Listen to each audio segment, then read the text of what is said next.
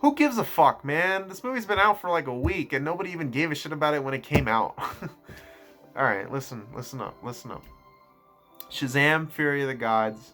I watched it. I'm late. I know. I said this in the last first review, but just in case you didn't watch that, I have been busy. I've been doing a lot of stuff. I've been doing work and school, and it's just been a lot.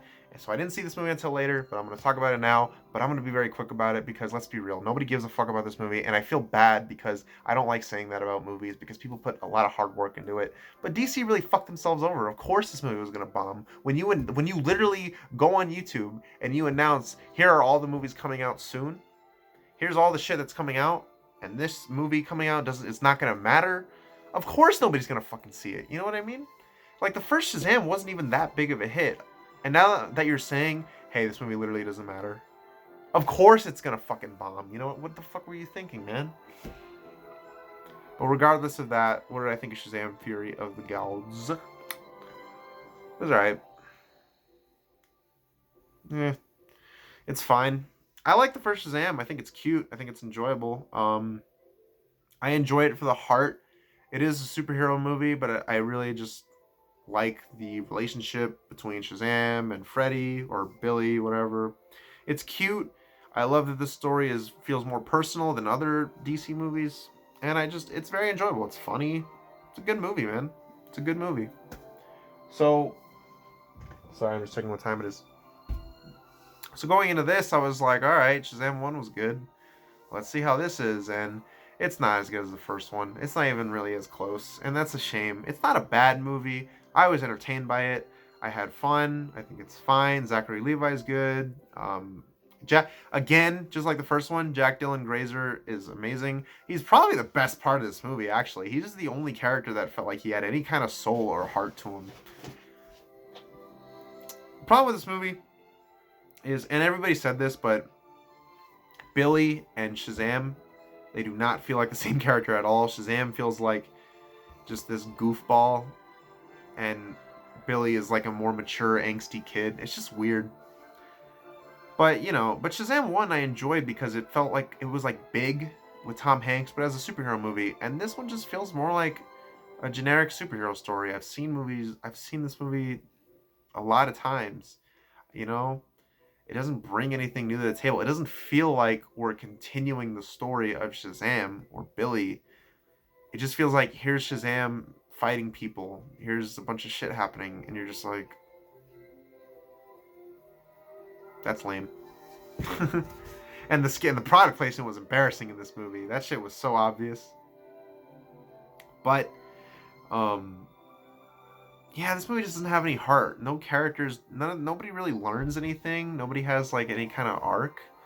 It's just a bunch of shit, just a bunch of action, and you're just like, this is enjoyable, I guess, to watch. It's fun. I'm not bored, but I'm not feeling anything. I'm not really attached to these people or this world. And it's a damn shame because it could have been great. It could have, like, I would have loved to see this movie talk about other parts of growing up, like going to college and the fact that one day, the bird does have to leave the nest and all that shit. And listen, I know what you're gonna say, Brandon, this movie is made for kids, so why are you being so hard on it? Well, I mean, Spider-Verse is rated PG, and that movie is amazing. And this movie's PG-13. I'm not saying this movie has to be a masterpiece, but like the first Shazam felt like it had so much more heart behind it. Like that scene where Billy finally sees his mom after all these years,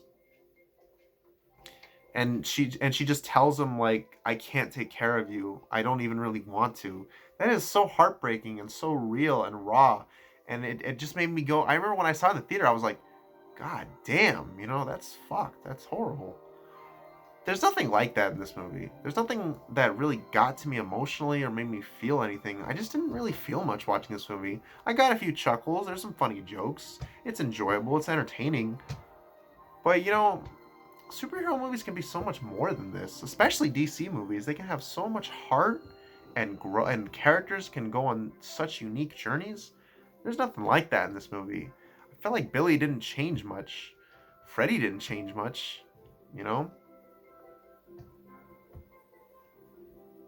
It's just very forgettable. None of the side characters have anything to do. I have nothing to say about this movie, to be honest with you.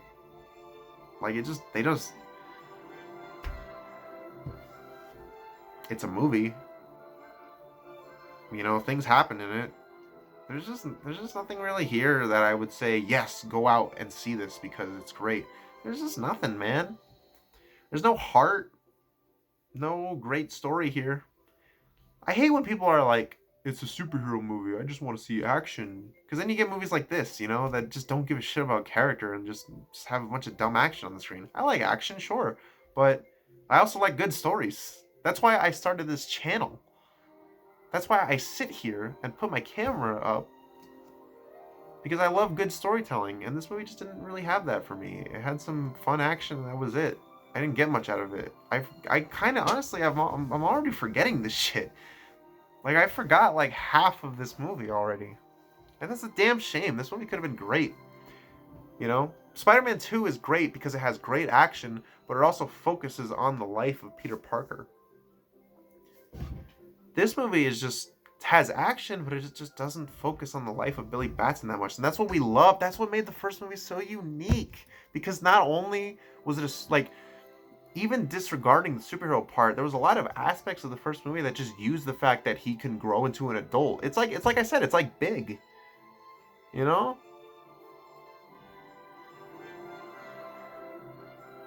I don't know. There was nothing really like that in this movie. That's part of the fun of Shazam as a character, even in like other stuff, is the fact that he can, whenever he wants, he can turn back into Billy, and then he can turn into Shazam, and then he can turn back, or Captain Marvel, whatever. It's just a damn shame. I just feel bad. I just feel nothing towards this movie. There was nothing. There was nothing that made me feel anything. It was just a movie. And I get it. It's geared towards kids, but that doesn't mean it has to be fucking boring. It's just try. I just felt like they didn't really try that hard with this. Like, they just were like, we need to make a Shazam sequel, and people like action, so let's go bigger with the action. And it just doesn't work. I'm gonna give this movie a 5 out of 10. It's just a damn shame that they couldn't be as good as the first one.